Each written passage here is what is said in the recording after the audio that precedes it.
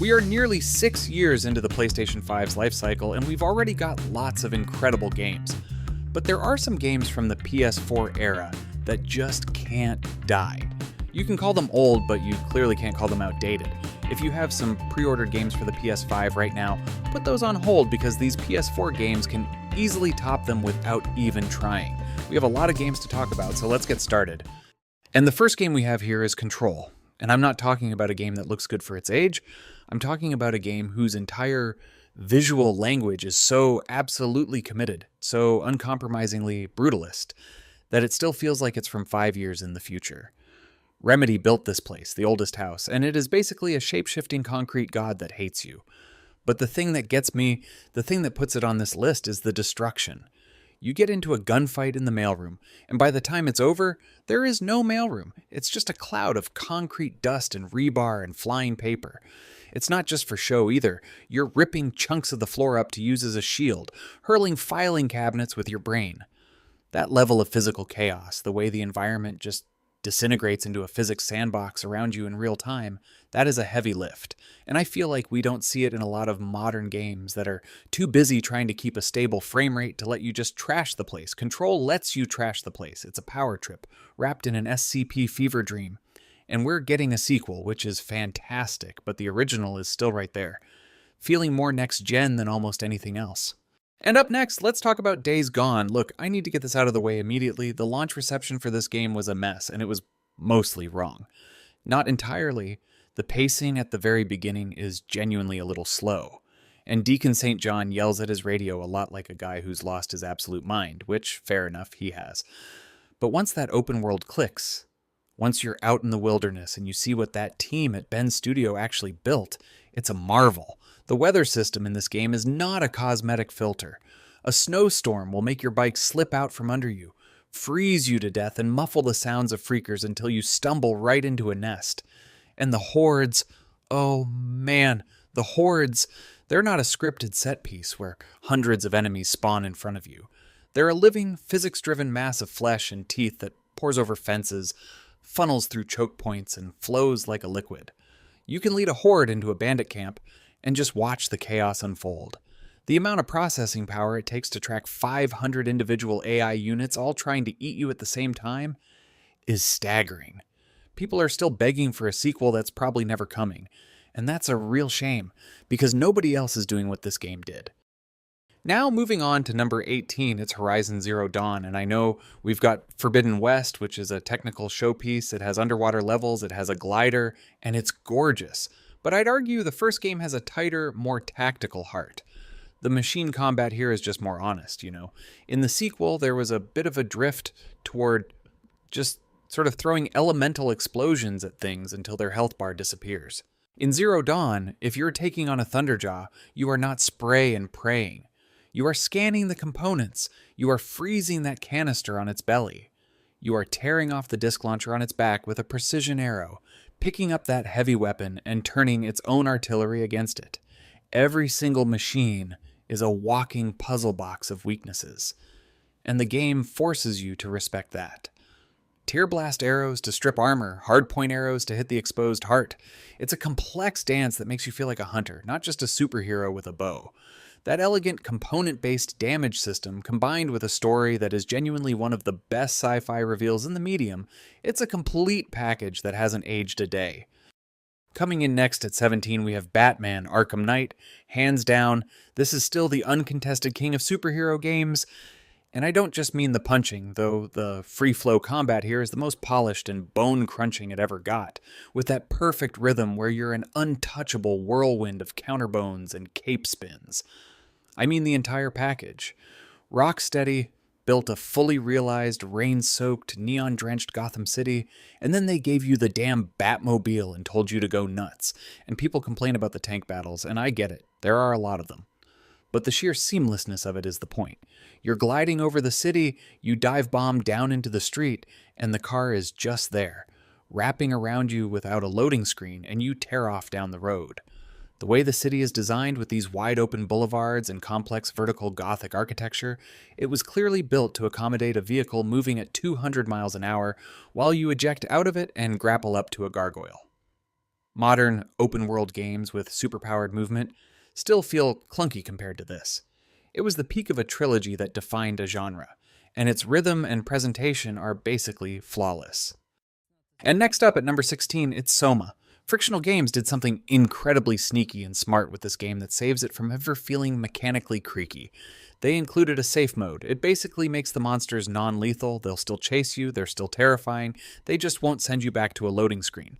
And what that does is it lets the real horror of the game breathe. The monsters aren't the point. The point is that you are a consciousness copied onto a malfunctioning hard drive at the bottom of the ocean, and the game is going to ask you what it even means to be you. The story is a full-blown existential crisis rendered in rust, leaking pipes, and flickering fluorescent lights on the ocean floor. The heavy, claustrophobic walking, the way your footsteps clang on metal walkways, and the absolute darkness of the abyss, it's a level of atmosphere you can't render with a faster graphics card. It's in the writing, in the sound design, in the voice acting of that last scene. That ending stuck with me for weeks in a way that a jump scare never could. Pure, high-concept sci-fi horror, no gunplay, no crafting, just dread and ideas. And it's a masterpiece. So next up, at number 15, it's Death Stranding. I'm not going to relitigate the whole walking simulator thing because we're past that now. The sequel is out, and everyone's on board.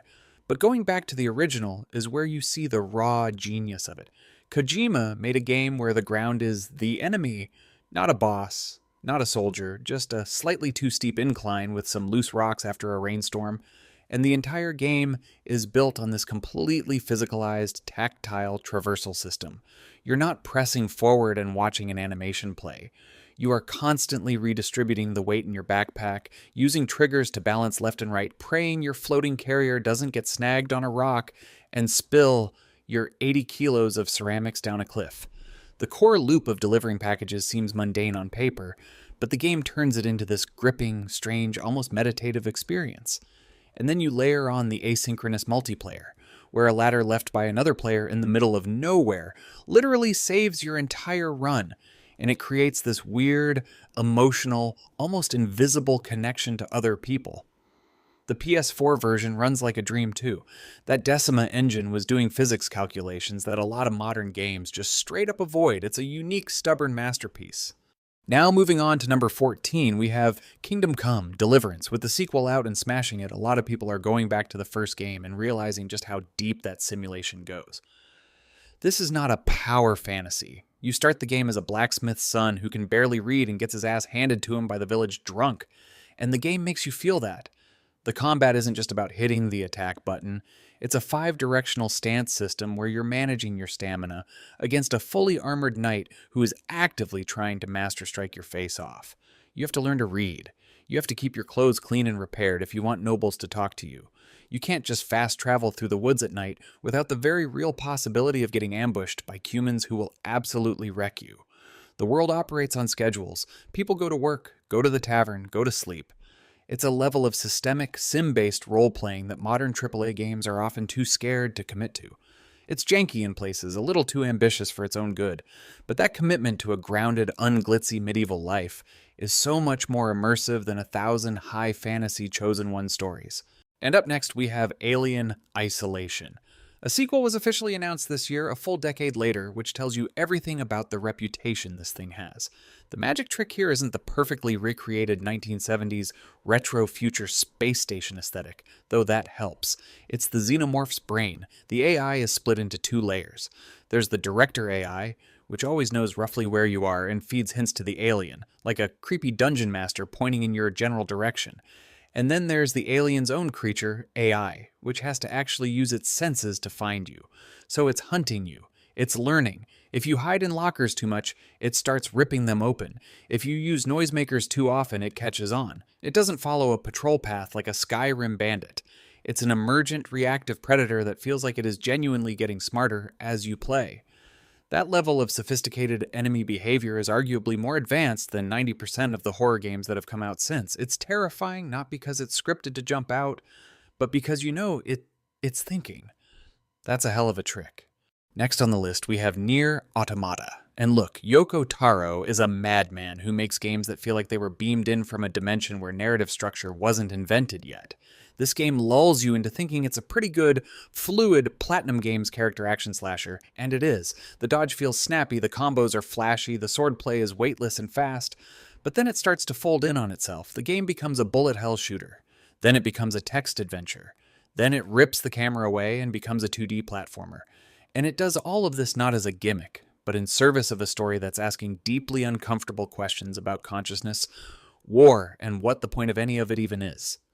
The fact that you have to basically play the game 3 times to get the true ending is legendary at this point. And that final credit sequence where you fight the actual game developers while the choir kicks in, it's one of the most genuinely emotional, experimental moments in the whole medium. It's an experience that feels completely uncut and pure, something that a bigger modern budget with more corporate oversight would probably sand down into a gray paste. And coming in next at number 11, it's Detroit, Become Human.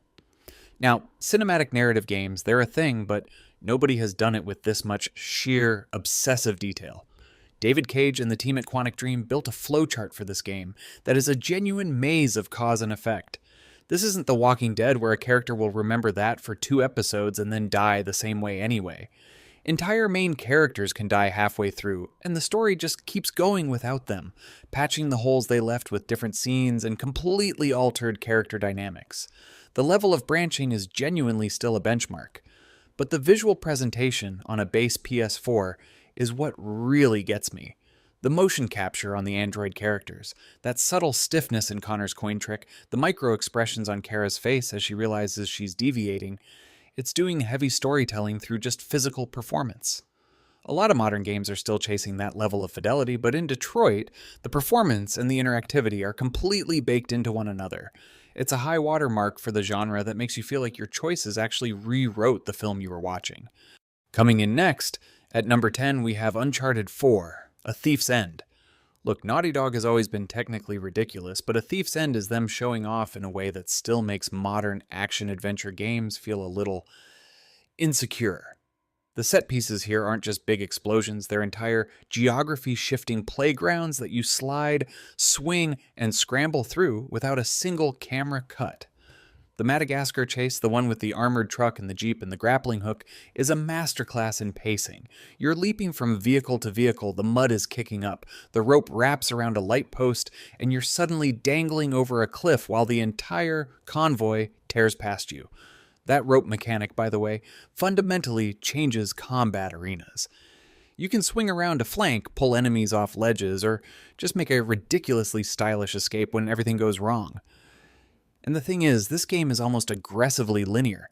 No open-world bloat, no skill trees, just an impeccably paced 15-hour globe-trotting adventure where every environment is a custom-built diorama of destruction. The optional dialogue during exploration, the quiet jeep rides with Sam, the way the final sword fight is a total thematic callback to the series' history. It's all woven together with an animation system that makes Nathan Drake's hand on a rock face feel as real as a heartbeat.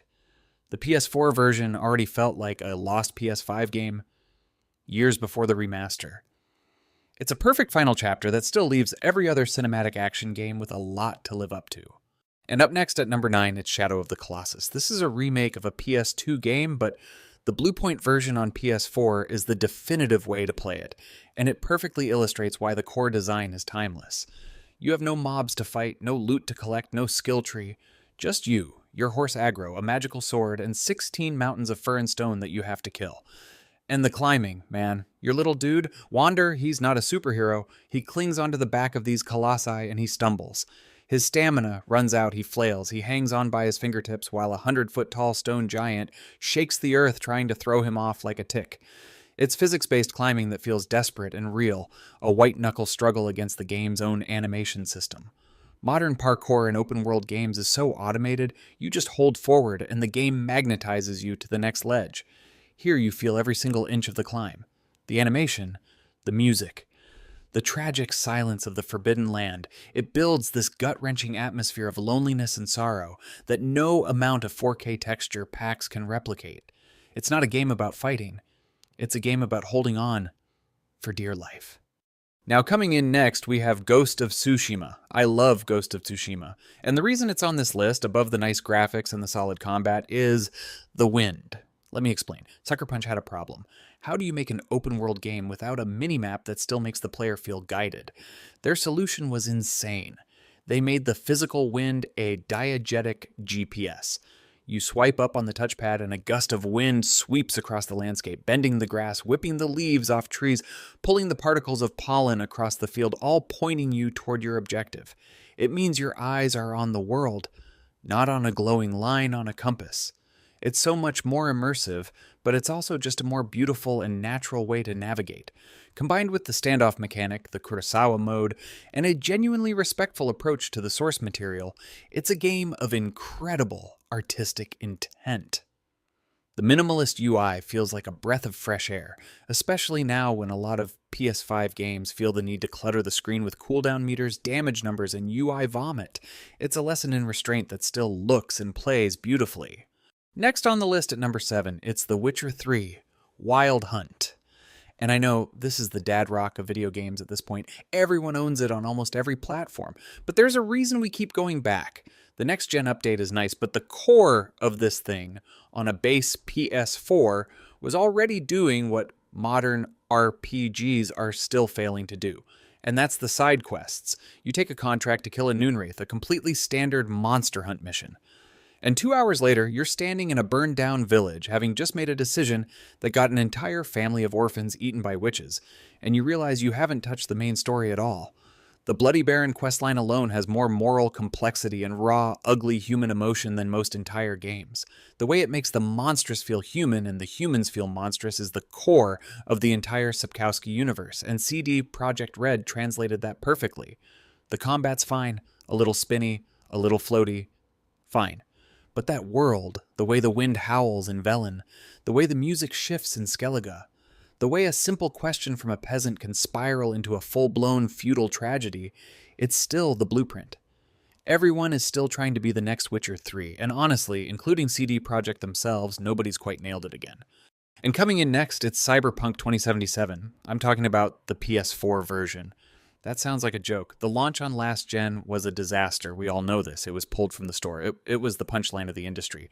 But after the 2.0 update, and especially if you're running it on a PS5 via backwards compatibility with the free upgrade, the game that is actually there now is a different beast. But forget the technical redemption for a second. The reason the PS4 version of this game is on this list is because that core city, that absolutely unmatched vertical density, was doing things that modern city games still can't touch. The way the streets of Night City are layered, the walkways, the underground, the mega buildings, the way the NPC routines interact to create that crushing, oppressive, neon-drenched sense of scale. Your V is just one piece of walking chrome in an ant farm.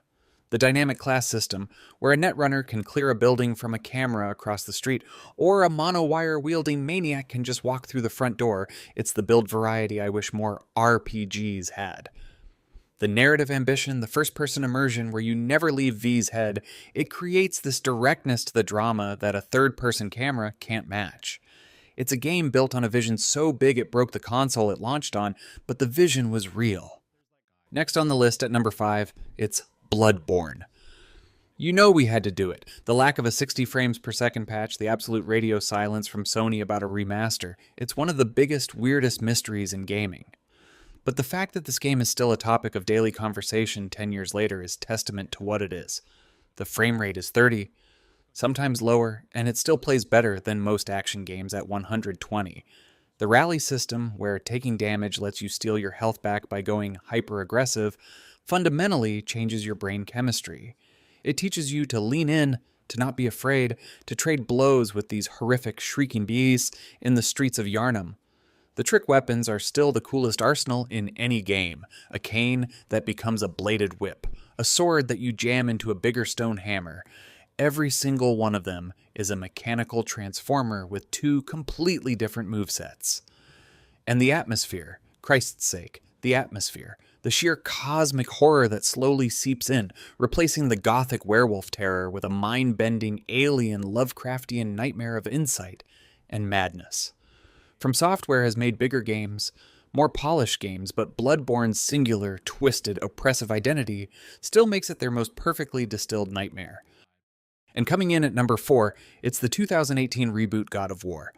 This game did a thing that I still can't quite believe they pulled off. The one-shot, no-cut camera. From the moment you chop down that tree until the credits roll, the camera never blinks. Not once. There's no cut to black. There's no 3 days later loading screen. It is a single, continuous pull through the entire journey. And this isn't just a flex, it has a profound effect on the storytelling and the combat. You're stuck in Kratos' perspective, right over his shoulder. When a fight happens, you feel the claustrophobia. When he's trying to connect with Atreus, you're right there in the awkward silence of the canoe with them. The Leviathan axe, recalling it from across the battlefield and feeling that satisfying thunk in the controller, it's some of the most tactile feedback ever coded into a game. And the way they recontextualized Kratos from a rage monster into a tired, emotionally stunted father trying not to screw up his kid, it's an all-timer of a character arc told entirely through this incredibly personal, unbroken lens. The sequel expanded it, but the original's focus and structure are absolutely airtight. And up next at number 3, we have Sekiro. Shadows die twice, so if Bloodborne is the heart, Sekiro is the spine. Pure, unyielding steel. From Software stripped away every RPG crutch. There's no summoning for help. There's no over-leveling to steamroll a boss. There is only the sword in your hand and the very simple question, did you parry that correctly? The posture system is the single most precise melee combat mechanic in the entire genre. This isn't about whittling down a giant's health bar. It's a rhythmic, clashing, sparks-flying duel where you are breaking their will to fight, chipping at their posture until that final, fatal death blow marker appears. The feeling of standing your ground, not dodging, but actively deflecting a 9-hit flurry from Genichiro, or trading lightning reversals on top of a castle roof, is a feeling of pure mechanical mastery that no other action game has replicated. It's faster, sharper, and more responsive than basically any modern RPG. It's a tight, focused, aggressive dance of death, and the PS4 version runs it at a rock-solid 60 frames, making it feel like a true current-gen experience on a decade-old machine. So next up, at number 2, it's The Last of Us Part 2. Okay, let's just acknowledge the discourse exists and toss it in the bin for a second. The story is brutal, divisive, and designed to make you feel absolutely miserable, and it succeeds. But on a pure gameplay and technical level, this game is an absolute alien artifact that should not run on a base PS4. Naughty Dog's animation system is the star of the show here. The way enemies react to being shot, the way they scream out each other's names after you've killed their friend, the way they drag their wounded allies behind cover. It's systemic violence that feels sickeningly real in a way that most gunfights in games don't. The motion matching tech means Ellie moves with a fluid, responsive weight, seamlessly transitioning from a prone crawl under a truck to a desperate sprint into a full-body dodge into a melee kill with a hammer. All of it happening in real time with zero snapping or animation glitches. It's a grim, exhausting 10-hour panic attack of stealth and brutality that pushes the physicality of game animation so far beyond what almost anyone is doing now. The PS5 remaster is great, but the fact this engine runs on a PS4 at all is a miracle.